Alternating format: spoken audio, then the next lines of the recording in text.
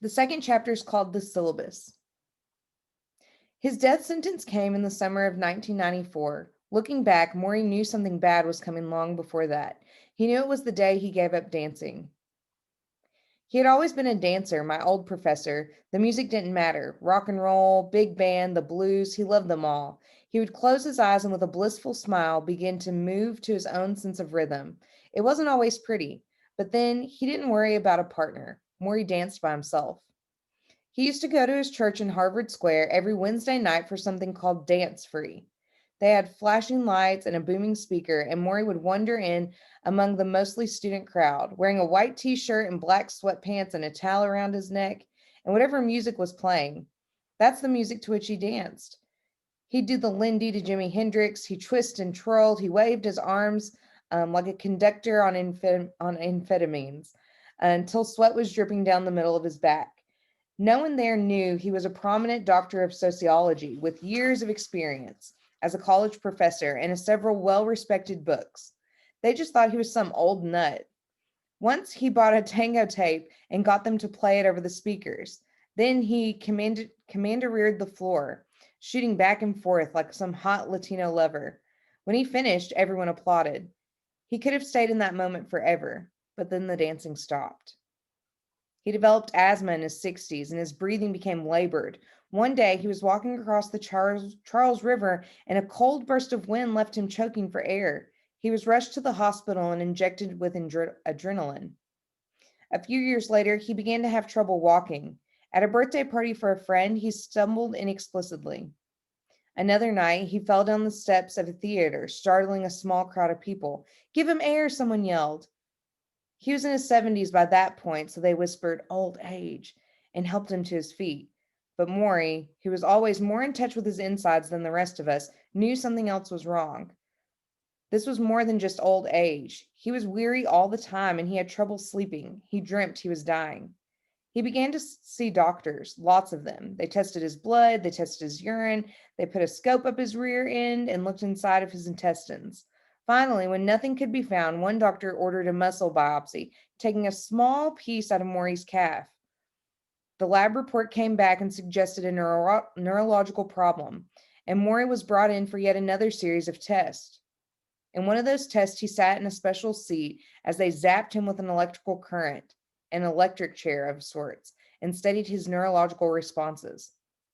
We need to check this further, the doctor said, looking for results. Why? Morrie asked. What is it? We're not sure. Your times are slow. His times were slow. What did that even mean? Finally, on a hot, humid day in 1994, in August, Morrie and his wife Charlotte went to the neurologist's office, and he asked them to sit before he broke the news. Morrie had um, amyotrophic lateral sclerosis, also known as ALS or Lou Gehrig's disease, a brutal, unforgiving illness of the neurological system. There was no cure yet. How did I get it? Morrie said. Nobody knew. Is it terminal? Yes. So I'm going to die. Yes, you are, the doctor said. I'm very sorry. He sat with Morrie and Charlotte for nearly 2 hours, patiently answering their questions. When they left, the doctor gave them some information on ALS, little pamphlets as if they were opening a bank account. Outside, the sun was shining and people were going out about their business. A woman ran to put money in the parking meter. Another carried groceries.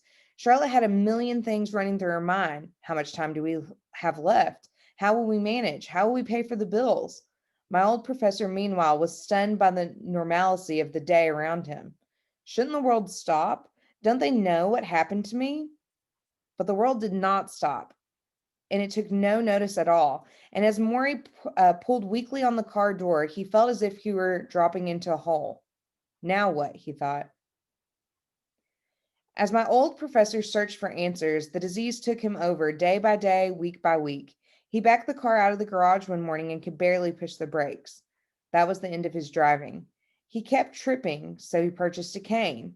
That was the end of his walking free. He went to the refrigerator, or excuse me, he went to his regular swim at the YMCA and found he could no longer undress himself. So he hired a first home care worker, a theology student named Tony, who helped him in and out of the pool and in and out of his bathing suit. In the locker room, the other swimmers pretended not to stare. They stared anyhow, and this was the end of his privacy. In the fall of 1994, Morrie came to the hilly Brandeis campus to teach his final college course. He could have skipped this, of course. The university would have understood. Why suffer in front of so many people? Stay at home, get your affairs in order. But the idea of quitting did not occur to Morrie. Instead, he hobbled into the classroom, his home for more than 30 years. Because of the cane, he took a while to reach the chair. Finally, he sat down, dropped his glasses off his nose, and looked at the young faces who stared back in silence.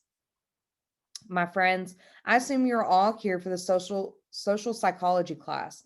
I've been teaching this course for 20 years, and this is the first time I can say there's a risk in taking it because I have a fatal illness. I may not live to finish the semester. If you feel this is a problem, I understand if you wish to drop the course. And he smiled. And that was the end of his secret. ALS is like a lit candle. It melts your nerves and leaves your body as a pile of wax. Often, it begins with the legs and works its way up. You lose control of your thigh muscles so that you cannot support yourself standing. You lose control of your trunk muscles so that you cannot sit up straight. By the end, if you are still alive, you are breathing through a tube and a hole in your throat, while your soul, perfectly awake, is imprisoned inside a limp husk, perhaps able to blink or cluck a tongue, like something in a science fiction movie, the man frozen inside his own flesh. This takes no more than 5 years from the day you contract the disease. Morrie's doctor guessed that he had 2 years left.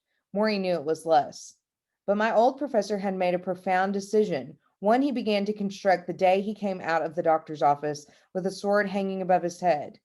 Do I wither up and disappear, or do I make the best of the time that's left? He asked himself.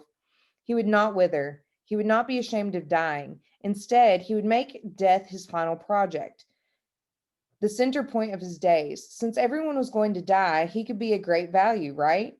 He could be the research, a human textbook. Study me in my slow, patient demise. Watch what happens to me. Learn with me. Morrie would walk the final bridge between life and death and narrate the entire trip. The fall semester passed quickly. The pills increased and therapy became a regular routine. Nurses came to his house to work with Morrie's withering legs, to keep the muscles active, bending them back and forth, and pumping water from a well, like pumping water from a well. Massage specialists came in once a week to try to soothe the constant heavy stiffness he felt. He met with meditation teachers and closed his eyes and narrowed his thoughts until his world shrunk down to a single breath, in and out, in and out. One day, using his cane, he stepped onto the curb and fell onto the side of the street. The cane was then exchanged for a walker. As his body weakened, the back and forth to the bathroom became too exhausting, so Morrie began to urinate into a large beaker. He had to support himself as he did this, meaning someone had to hold the beaker while Morrie filled it. Most of us would be embarrassed by all of this, especially at Morrie's age, but Morrie was not like most of us. When some of his closest colleagues would visit, he would say to them, "Listen, I have to pee. Would you mind helping? Are you okay with that?" Often, to their own surprise, they were. In fact, he entertained a growing stream of visitors. He had discussion groups about dying, what it really meant, how societies have always been afraid of it without necessarily understanding it. He told his friends that if they really wanted to help him, they could treat him not with sympathy, but with visits, phone calls, a sharing of their problems in the way that they've always shared their problems, because Morrie had always been a wonderful listener. For all that was happening to him, his voice was strong and inviting, and his mind was vibrating with a million thoughts. He was intent on providing us with the world. He was intent on proving that the world. Let me try for the third time. He was intent on proving that the word dying was not a synonym with the word uselessness.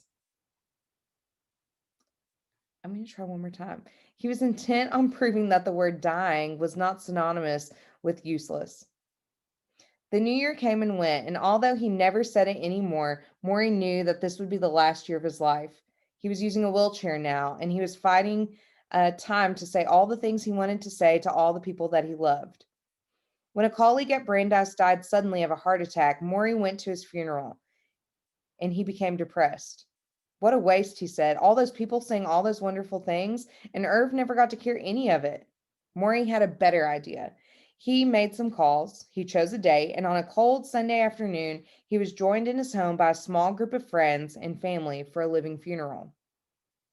Each of them spoke and paid tribute to my old professor. Some cried, some laughed, and one woman read a poem.